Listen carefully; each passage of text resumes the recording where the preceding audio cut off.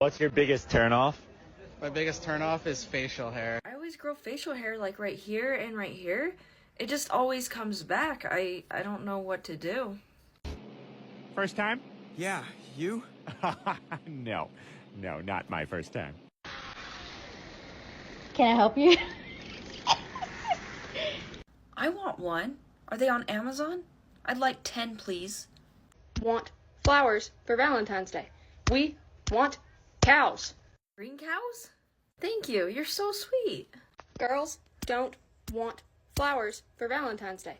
We want cows. I'd say probably like $50 is a good medium. What should a guy spend on the first date? 500. First date? He literally doesn't even know you yet. At all. He spent $500 on every first date he went on? You'd have to have a lot of disposable income. $50 is more than enough for a first date. That's like a decently nice restaurant. Heck, I even think a coffee date is perfectly reasonable. What did you make me?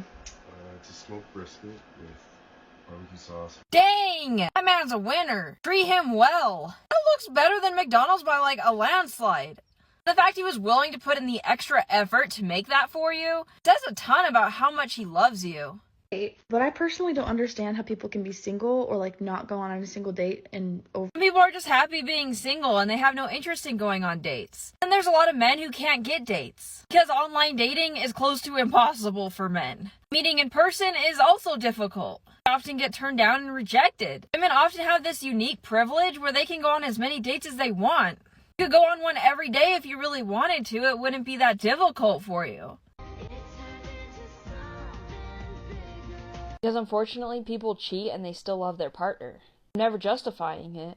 People cheat for a variety of reasons. Studies have proven that men are more likely to regret cheating than women are. They actually feel bad about it. Men are such crybabies. Isn't this the truth?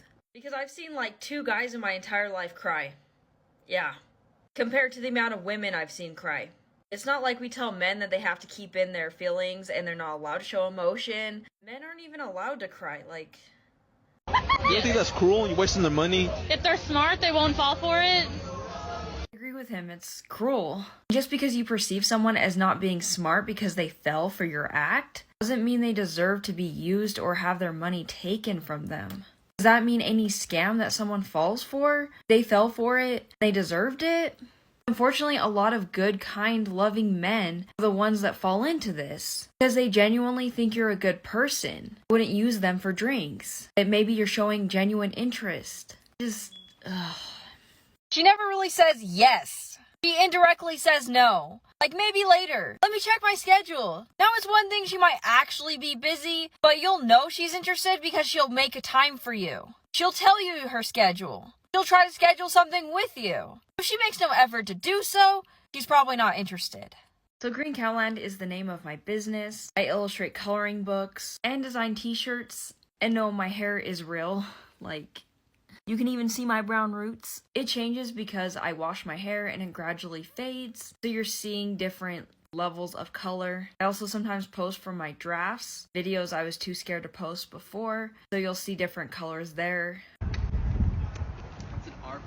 Okay, I like it. Picasso. This is way sweet. Took you into consideration with his video games. To let you know that he was thinking of you, and then also his hobby. This is going above and beyond. Definitely not bare minimum.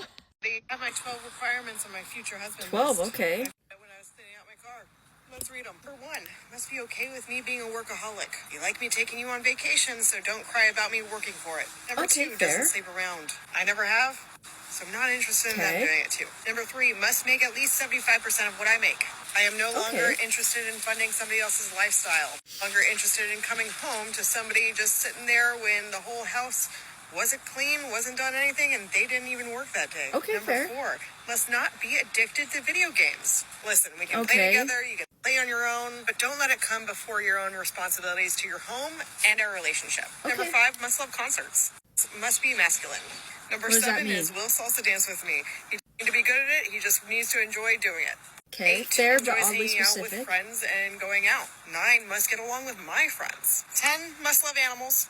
I got 3 of them, and I'll always have pets, so Gotta love them. 11 is must be fit and enjoy going to the gym. Most of these are reasonable. Definitely does get very specific though, depending on where her income is at. She said 75% of her income, which is reasonable again, but I mean, she could be ruling out a lot of guys with all of these things combined. I wonder if she'd be willing to budge on one or two if she found a guy that met every single other quality she's asking for.